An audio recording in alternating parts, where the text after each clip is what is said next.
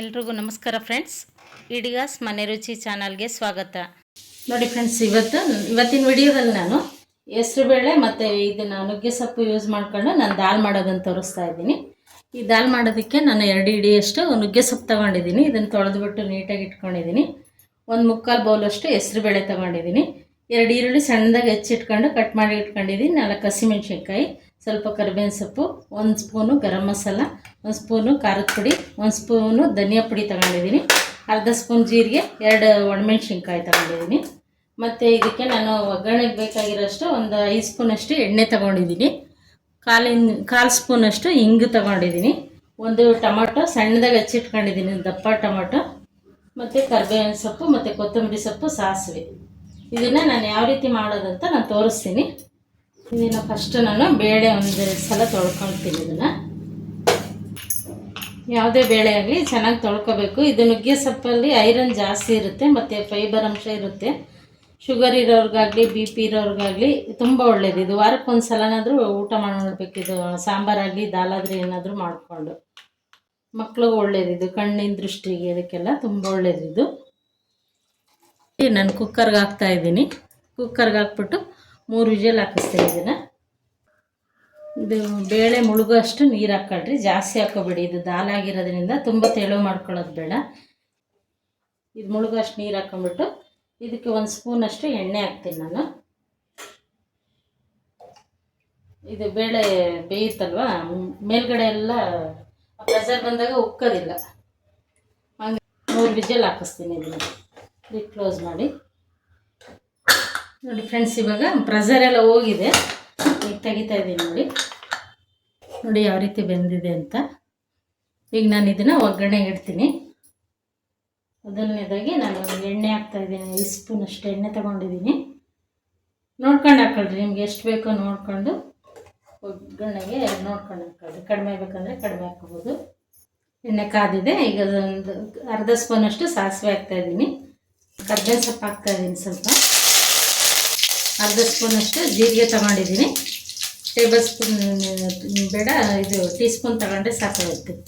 ಇನ್ನು ಜೀರಿಗೆ ಹಾಕ್ತಾಯಿದ್ದೀನಿ. ಫ್ರೈ ಆಯಿತು. ಇವಾಗ ನಾನು ಈರುಳ್ಳಿನ ಹಸಿಮೆಣ್ಸಿನ್ಕಾಯಿ ಹೆಚ್ಚಿಟ್ಕೊಂಡಿರೋದನ್ನು ಇವಾಗ ನಾನು ಇದಕ್ಕೆ ಹಾಕ್ತಾಯಿದ್ದೀನಿ. ಸ್ವಲ್ಪ ಕೆಂಪಾಗಲಿ, ಸ್ವಲ್ಪ ಬಾಡಿಸ್ಕೋಬೇಕು. ನಾವು ಇದನ್ನು ಈ ರೀತಿ ಮಾಡಿಕೊಟ್ರೆ ಮಕ್ಕಳಿಗೆ ತುಂಬ ಇಷ್ಟಪಟ್ಟು ತಿಂತಾರೆ. ಹೆಸರುಬೇಳೆ ಹಾಕಿರ್ತೀವಿ ಮತ್ತು ಇದೆಲ್ಲ ಒಗ್ಗರಣೆ ಹಾಕಿದರೆ ನುಗ್ಗೆ ಸೊಪ್ಪು ಹಾಕಿರೋದೇ ಗೊತ್ತಾಗೋದಿಲ್ಲ. ಎಣ್ಣೆನಲ್ಲೇ ಫ್ರೈ ಮಾಡ್ಕೊತೀವಲ್ವ, ಹಾಗಾಗಿ ಚೆನ್ನಾಗಿರುತ್ತೆ ಇದು ದಾಲ್. ಸ್ವಲ್ಪ ಬಾಡಿಸ್ಕೋಬೇಕು ಈರುಳ್ಳಿನ, ಫ್ಲೇವರ್ ಚೆನ್ನಾಗಿರುತ್ತೆ ತುಂಬ.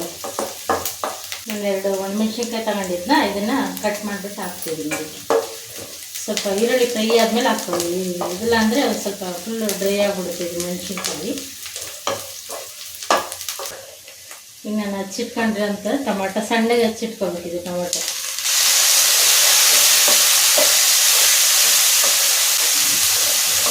ಟೊಮಟೊ ಹಾಕಿದ್ಮೇಲೆ ಉರಿ ಸಣ್ಣ ಮಾಡ್ಕೋಬೇಕು. ಟೊಮಟೊ ಸ್ವಲ್ಪ ಚೆನ್ನಾಗಿ ಬೇಯಬೇಕಿದೆ. ಪ್ಲೇಟ್ ಮುಚ್ಚಿದ್ದೀನಿ, ಸ್ವಲ್ಪ ಟೊಮಟೊ ಬೇಯಿಸಿ. ಈಗ ನೋಡಿ ಫ್ರೆಂಡ್ಸ್, ಈಗ ಟೊಮಟೊ ಎಲ್ಲ ಚೆನ್ನಾಗಿ ಬೆಂದಿದೆ ನೋಡಿ. ಇವಾಗ ನಾನು ಇದಕ್ಕೆ ಈಗ ಅರ್ಧ ಸ್ಪೂನಷ್ಟು ಅರಿಶಿಣದ ಪುಡಿ ತೊಗೊಂಡಿದ್ದೀನಿ, ಅದು ಹಾಕ್ತಾಯಿದ್ದೀನಿ. ಮತ್ತು 1 ಸ್ಪೂನಷ್ಟು ಧನಿಯಾ ಪೌಡ್ರು, ಮತ್ತು ಖಾರದ ಪುಡಿ, ಖಾರದ ಪುಡಿ 1 ಸ್ಪೂನಷ್ಟು ತೊಗೊಂಡಿದ್ದೀನಿ. ನಿಮ್ಗೆ ಖಾರ ನೋಡ್ಕೊಂಡು ಎಷ್ಟು ಬೇಕೋ ತಗೊಳ್ಳಿ. 1 ಸ್ಪೂನಷ್ಟು ಗರಂ ಮಸಾಲ. ಇದನ್ನು ನಾನು ಮನೇಲಿ ಯಾವ ರೀತಿ ಮಾಡೋದಂತ ನಾನು ತೋರಿಸಿದ್ದೀನಿ ಲಾಸ್ಟ್ ವಿಡಿಯೋದಲ್ಲಿ. ಧನಿಯಾ ಪೌಡ್ರು ಇದನ್ನೆಲ್ಲ ಹಾಕಿ ಸ್ವಲ್ಪ ಫ್ರೈ ಮಾಡ್ಕೋಬೇಕು.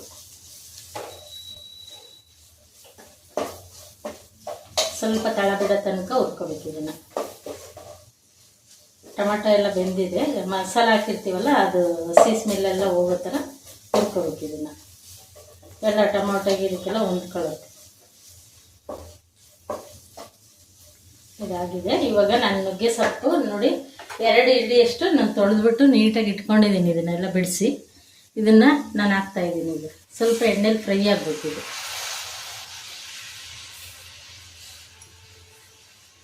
ಆಮೇಲೆ ಸೊಪ್ಪು ಹಾಕಿದ್ಮೇಲೆ ಮುಚ್ಚಬಾರ್ದು. ನುಗ್ಗೆ ಸೊಪ್ಪು ಹಾಕಿದ್ಮೇಲೆ ಕಹಿ ಬರುತ್ತಿಲ್ಲ ಅಂದರೆ. ಸಣ್ಣ ಊರಿನಲ್ಲೇ ಫ್ರೈ ಮಾಡ್ಕೋಬೇಕು. ಇದನ್ನು ತೊಳೆದಿರ್ತೀವಲ್ಲ ಇದರಲ್ಲೇ ಸ್ವಲ್ಪ ನೀರಿನ ಅಂಶ ಇರುತ್ತೆ, ಹಾಗಾಗಿ ಇದನ್ನು ಇದೇ ರೀತಿ ಫ್ರೈ ಮಾಡ್ಕೊಂಡ್ರೆ ಸ್ವಲ್ಪ ಚೆನ್ನಾಗಿ ಫ್ರೈ ಆಗುತ್ತೆ, ಚೆನ್ನಾಗಿರುತ್ತೆ. ನಾವು ಮುಚ್ಚಳ ಮುಚ್ಚಿದ್ರೆ ಕಹಿ ಬಂದ್ಬಿಡುತ್ತೆ. ಸಣ್ಣೂರಿನಲ್ಲೇ ಹುರ್ಕೋಬೇಕು. ಬೇಯಲಿದ್ದು ಅಷ್ಟೊತ್ತಿಗೆ ನಾನು ಬೇಳೆ ಸ್ನ್ಯಾಶ್ ಮಾಡ್ಕೊತೀನಿ. ಕಡ್ಡಿ ಅಷ್ಟೊತ್ತಿಗೆ ಇದು ಬೇಳೆ ಎಲ್ಲ ನಾನು ಸ್ನ್ಯಾಶ್ ಮಾಡ್ತೀನಿ. ಇದನ್ನು ಹಿಂಗೆ ಮಸ್ಕೊಂಬಿಟ್ರೆ ಚೆನ್ನಾಗಿರುತ್ತೆ. ಬೆಂದಿದೆ ಆಲ್ರೆಡಿ, ಸ್ವಲ್ಪ ನಮಗೆ ಸ್ವಲ್ಪ ಮಸ್ಕೊಂಬಿಟ್ರೆ ಚೆನ್ನಾಗಿರುತ್ತೆ ದಾಲ್.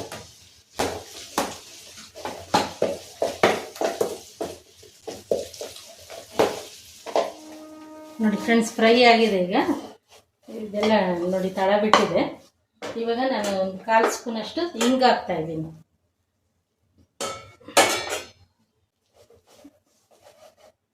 ಸ್ವಲ್ಪ ಎಣ್ಣೆಲೆ ಫ್ರೈ ಮಾಡ್ಕೋಬೇಕು. ನೋಡಿ ಎಷ್ಟೊಂದು ಸೊಪ್ಪು ಹಾಕಿದ್ನ ಸ್ವಲ್ಪ ಆಗಿದೆ ಇವಾಗ ಫ್ರೈ ಆದಮೇಲೆ. ಈಗ ನಾನು ಬೇಳೆನ ಇವಾಗ ಇದಕ್ಕೆ ಹಾಕ್ತಾ ಇದ್ದೀನಿ.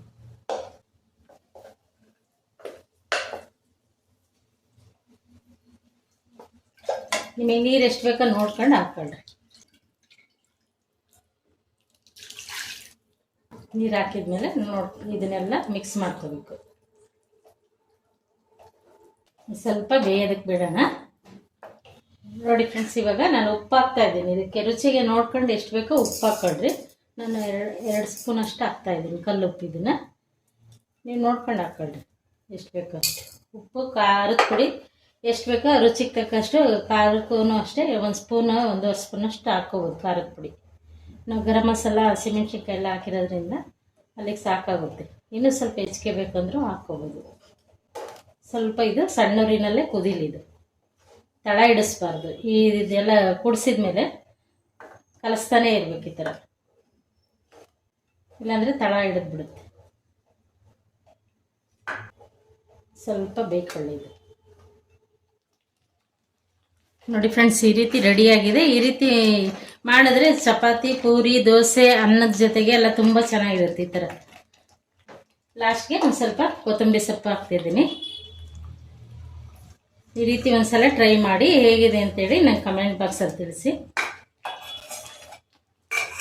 ಫ್ರೆಂಡ್ಸ್, ಇವಾಗ ನಾನು ಸರ್ವ್ ಮಾಡ್ತಾ ಇದ್ದೀನಿ.